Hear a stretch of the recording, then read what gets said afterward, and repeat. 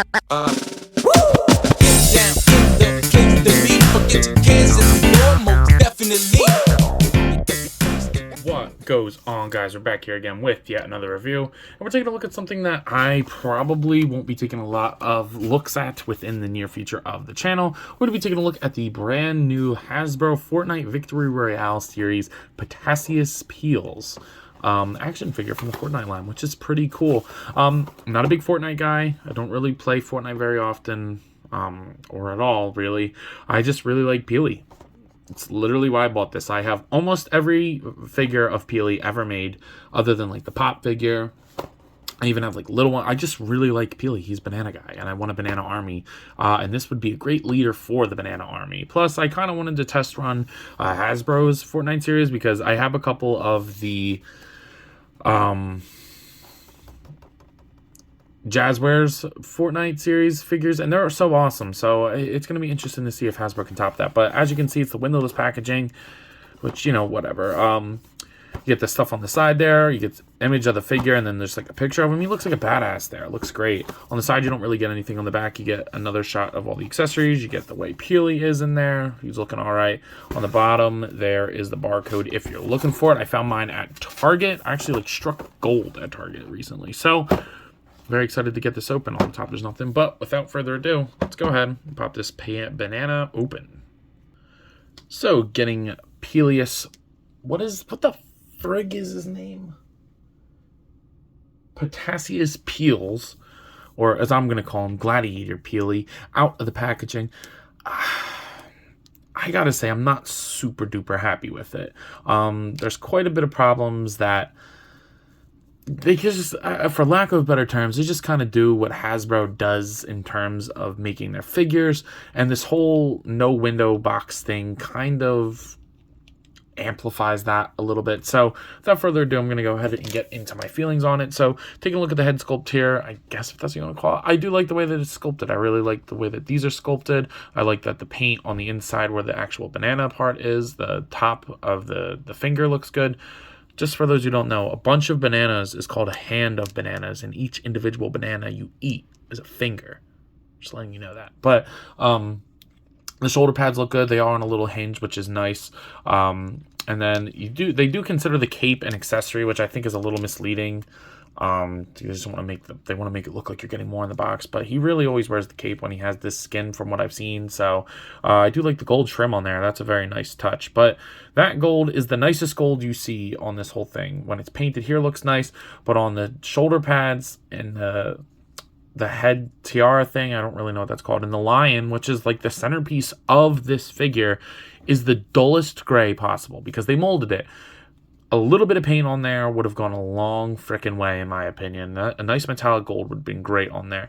The plastic's not terrible, but on the package, if you go back to the beginning of the video, it looks shiny, and it's not shiny here. If it was this kind of gold throughout the whole thing, that would have been awesome. You get his knees painted on there. The straps on the feet look good. You do get peg holes at the bottom of his feet. The tassels on the skirt piece look very nice, actually. I do like the way that there's like two tones to it, so you get the red underneath. He does have underwear too, so he's not naked under there. And then the straps on the armor is sculpted nice. There's just not a lot of paint on there. Some silver would have been nice to touch that up. But yeah, I don't know. I just think he looks a lot cheaper. Not to mention, this leg feels like it's going to break off any second. I tried to use the thigh swivel, and just an instant, like, you know, sometimes you have to like break it in. Well, this like broke it in, so that's really frustrating. Hasbro has been doing this a lot recently with their figures. Everybody always says McFarlane breaks on them. I've never had a McFarlane break on me. Maybe like once or twice. I've had Hasbro figures break on me more than anything. So I mean, I even got my Spider-Man Noir from the Spider-Verse movie, and I try to move his ankles, and I feel like they're going to break, so I just stop doing it because I don't want them to break, because that figure was hard for me to find. So just be cautious about that, guys. But other than the cape, he does come with a couple extra accessories, so let's go ahead and take a look at those. So getting the weapons in his hands, he does come with this nice gun, which, you know, obviously for a gladiator doesn't really make much sense to have a gun, but it does look nice. The gold paint on there is nice. I just wish the lion, the shoulder pads, and the head piece had that, but I really do like the amount of paint. You get 3 colors on there, which is really nice. The sculpt is nice. The double barrel looks good. Kind of wish that they painted the front black, you know, to look down the barrel, but I like that, and he holds it nice in his hand. And then the other accessory you get is his little sword, which I do like. The red, the gold, and the silver is actually very nice on this as well. When you paint your metallics, they look so much better, because this is molded in that plasticky gray or plasticky gold color, but you do get a little bit of gold painted around the handle, which it's funny because that looks better than the actual gold. So I don't know, just my opinion on it. Maybe others like the dull gray, or the dull gold, but I don't. So also, just a little FYI, he does have kind of a side eye. I don't know if like that's just his design, like kind of like Jake the dog, how like from Adventure Time, how his eyes, I've never seen eyes drawn like that. So maybe it's just like a thing with Peely, but I have other figures of him and they're not like that. So I don't know, not sure, but let's go ahead and take a look at his articulation, because it actually is kind of interesting. Taking a look at Potassius Peel's articulation. Obviously, there's nothing at the head, even though they definitely could have put a ball joint at the bottom here. I don't know why they didn't. The shoulders will go upwards that far. Like I said, you do get a little hinge there. They'll go up, down.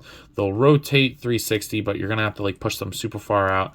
Single jointed elbow. That does get way more than 90, so I'm okay with that, and it rotates, but that's super clicky and also feels like it could potentially break. This side, you get a wrist swivel with a vertical hinge, whereas on the left side, you get a horizontal one. Now, the diaphragm joint actually struck me by surprise. You get a ball joint down at the belt, which is actually really nice, and then you get like a hinge above it. So it doesn't really afford much. The hinge doesn't. I'm just going to take the cape off. The hinge really doesn't do much, but the ball joint itself, like he can crunch forward all the way, arc back. He can rotate on that, pivot a little bit. That's actually not bad. I actually really like the way that they set that up. I mean, the armor allows for a little bit more, so the hips will go outwards that far. I'm not touching this leg. He'll kick forward that far, back, upper thigh cut. That even this one feels, it's just, why do you design your figures like that? I don't understand that. Double jointed pinless knees. He is pinless. Great double jointed knees on there. And then the ankle goes down, up, and pivot, but it also feels like it's gonna break. He's just very soft. Like he's got very soft plastic, and that just kind of leads the breakage a little bit more. So I would just please be cautious when you're playing with this guy, because he's not very fun to mess around with, which is, you know, not something that a lot of people like to acknowledge about Hasbro, that like sometimes, you know, they're gummy as fuck, and that's not good when you're trying to move pieces on an action figure, because it just leads to breakage more. In terms of comparison, we're going to be all over the place. Here are our next two. The NECA Toys King Kong and the McFarlane Toys Dark Knight Returns Batman. Way smaller than them. Here he is next to some other Hasbro figures, including 2 Marvel Legends in the form of Darwin and Zombie Captain America. Still smaller than them. But of course, if you are a longtime viewer, you know that my channel is known for having a team, the Zach Toys team. And of course, on that team is the Jazzwares Fortnite series Peely. And look at the height difference on these guys. This Peely came with a shit ton of more accessories. I think that there's more paint on him because he has like the tanning of the banana on there. Well, I mean, maybe not more paint, but obviously, whatever. He's got better articulation because he has double jointed elbows, finger articulation, a butterfly joint on a banana. He has interchangeable faces. Unfortunately, I got mine at a thrift store, so I don't have any of those. And then you have McFarlane's Peely, which I also got in the same bag at a thrift store for $3 for the bag, which is awesome. So now you have 3 companies, 6-inch Peelys. Now, I would like to see Hasbro do a classic Peely, or like just, you know, a default skin Peely. So it's kind of like this in terms of size. The Jazzwares is the middle. McFarlane's is obviously the biggest because that's a 7-inch scale. And then the Hasbro one is the smallest. So I guess you have a lot of options. Personally, I like the McFarlane one the best. It's squishy, which I kind of like. I think the articulation's pretty good. He came with some cool accessories as well. And I like the bigger figure, but the Jazzwares one's not far behind it. But the Hasbro one is incredibly far behind. I'm not really big on the way that the Hasbro one turned out, which is a little unfortunate. So some of you are out there probably wondering, yo, Ant, what are you thinking of this figure? And I gotta say, guys, I'm not loving it. was really looking forward to this because I wanted to get one of the Hasbro figures, but I'm just really not messing with almost anything about this. I think he looks cheap. He feels like he's going to break. He does not come with a lot of accessories, and he's tiny, especially compared to other companies that charged less than what this figure costs. Yes, this figure will cost you $24.99, which is Hasbro's new standard pricing, and I don't really see much here to justify the price. It's not a bad figure necessarily. It just, I don't know. There's nothing great about it neither. It's just kind of existing. So, you know, you pick your poison with that kind of stuff. But at a price point of $24.99, I'm going to go ahead and give this figure, I can't give it higher than like a 5 or a 6, guys. It's really not that good. The paint that's there is okay, but it just seems very cheap. I really hate that. I hate that when right out of the box a figure feels like it's going to break for no reason whatsoever. That should never be the case. The Windows packaging isn't great neither, because then you don't know about paint apps and stuff and whatever, but that's not really a problem with this figure. It's more of a problem with Hasbro in general. Not that it's a problem, just something I guess we all got to get used to. You know, but what are you going to do? So, not the biggest fan of this one, guys. I recommend it if you really like Fortnite or you really like Hasbro style of figures, but I don't know. In good conscience, I can't say more than a 5 or 6. So, you got all the information that you need. So, without further ado, I believe that's all I got today. So, if you've not already, please be sure to like, comment, subscribe. Also, be sure to follow me on Instagram and TikTok. I post a lot over there, and I have a lot of fun, so I'm sure you all will too. But as always, let me know. You copping? You picking up the banana? You buying the banana? Let me know. See you guys next one. Peace.